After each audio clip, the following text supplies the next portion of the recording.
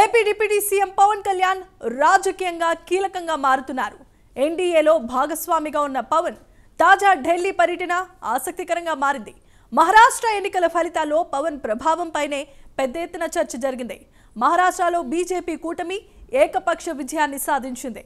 ఈ ఫలితాల తర్వాత బీజేపీ ముఖ్య నేతల ఆహ్వానం మేరకు పవన్ హస్తిన బాట పట్టారు. ఆ క్రమంలో కేంద్రం పవన్ కు కీలకమైన బాధ్యతలను అప్పగించనున్నట్లుగా తెలుస్తోంది.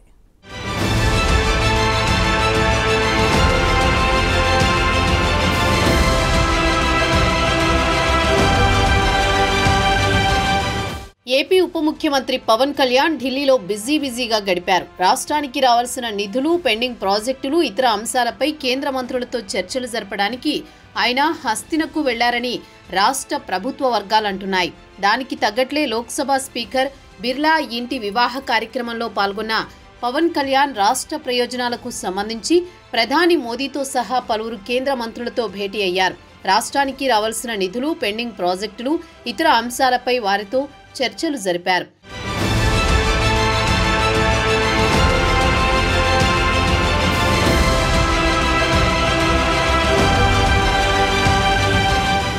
ఏపీ డిప్యూటీ సీఎంగా బాధ్యతలు చేపట్టిన తర్వాత పవన్ కళ్యాణ్ రెండోసారి ఢిల్లీ వెళ్లారు. కొద్ది రోజుల కిందట ఆయన ఢిల్లీ వెళ్లి కేంద్ర మంత్రి అమిత్ షాతో సమావేశమయ్యారు. అప్పుడు మహారాష్ట్ర ఎన్నికల్లో ప్రచారం కోసం ఆయనను అమిత్ షా పిలిచినట్లు సమాచారం. ఇప్పుడు మహారాష్ట్రలో బీజేపీ కూటమి ఏకపక్ష విజయం సొంతం చేసుకున్నాక మరోసారి ఢిల్లీకి వెళ్లడం విశేషం. ఆ క్రమంలో పవన్ టూర్ వెనుక పొలిటికల్ యాంగిల్ ఉందన్న ప్రచారం జరుగుతోంది.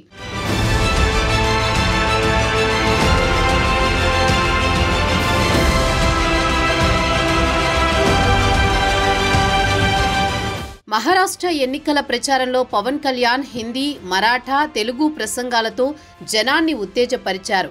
అప్పటికే సనాతన ధర్మంపై ప్రసంగాలతో జాతీయ స్థాయిలో ఫోకస్ అయిన పవన్ మహారాష్ట్ర ఎన్నికల్లో బీజేపీ కూటమి విజయంలో ప్రధాన పాత్ర పోషించి గేమ్ చేంజర్ అనిపించుకున్నారు. నిజానికి పవన్ ప్రచారానికి ముందు మహారాష్ట్రలో బీజేపీ, కాంగ్రెస్ కూటముల మధ్య హోరాహోరీ వాతావరణం కనిపించింది. అయితే పవన్ టూర్ తర్వాత సీన్ పూర్తిగా మారిపోయిందన్న అభిప్రాయం వ్యక్తమైంది.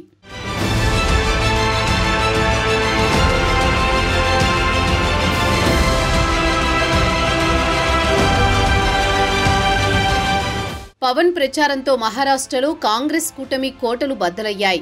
పవన్ కళ్యాణ్ ఈసారి కొన్ని కీలకమైన ప్రాంతాలలో పర్యటించి ఎన్డీఏ తరపున ప్రచారం చేశారు. అది కూడా పెద్ద ఎత్తున చేశారు. 2 రోజుల పాటు పవన్ చేసిన ప్రచారం మొత్తం 10 అసెంబ్లీ సీట్లలో సాగింది. అయితే ఈ సీట్లు అన్నీ కూడా బీజేపీకి మిత్రులకు దక్కడం విశేషం. అయితే ఇందులో ఏముంది అనుకోవడానికేం లేదు.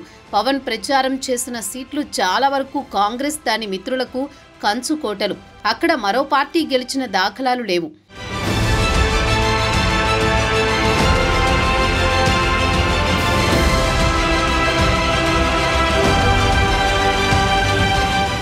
కాంగ్రెస్ సీనియర్ నేత, కేంద్ర హోంశాఖ మాజీ మంత్రి సుశీల్ కుమార్ షిండే, ఆయన కుమార్తె ప్రణతి షిండే షోలాపూర్ నుంచి 7 సార్లు గెలిచారు.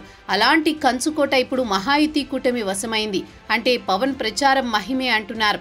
షోలాపూర్లో పవన్ వన్ మ్యాన్ షోగా ప్రచారం సాగి సూపర్ హిట్ అవ్వడం బీజేపీ కూటమికి పెద్ద బూస్టప్ ఇచ్చింది.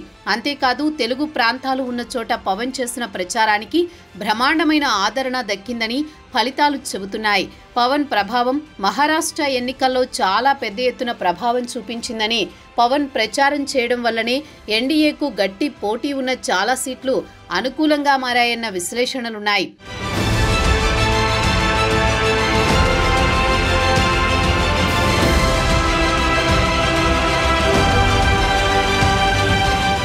ఆంధ్రప్రదేశ్ ఎన్నికల్లో తన ఇమేజ్తో జనసేనకు 100% స్ట్రైక్ రేట్ సాధించి యావత్ దేశం దృష్టిని ఆకర్షించిన పవన్ కూటమి విజయంలో కీలక పాత్ర పోషించారు. ఇప్పుడు తెలుగు రాష్ట్రాలకు అవతల పవన్ చరిష్మాపై ఎవరికైనా సందేహాల్లాంటివి ఉంటే అవన్నీ మహారాష్ట్ర ఎన్నికల ఫలితాలతో తుడిచిపెట్టుకుపోయాయి. ఆ క్రమంలో సనాతన ధర్మ పోరాటాన్ని ఎంచుకున్న పవన్ కళ్యాణ్ని ఢిల్లీ పెద్దలు స్వయంగా పిలిపించుకున్నారట. తిరుమల శ్రీవారి ప్రసాదం లడ్డూ తయారీకి ఉపయోగించే నెయ్యిలో కల్తీ జరిగిందని తేలిన తర్వాత ఆయన సనాతన ధర్మ పోరాటాన్ని ఎంచుకున్నారు. ప్రత్యేకంగా వారాహి డిక్లరేషన్ను కూడా ప్రకటించారు.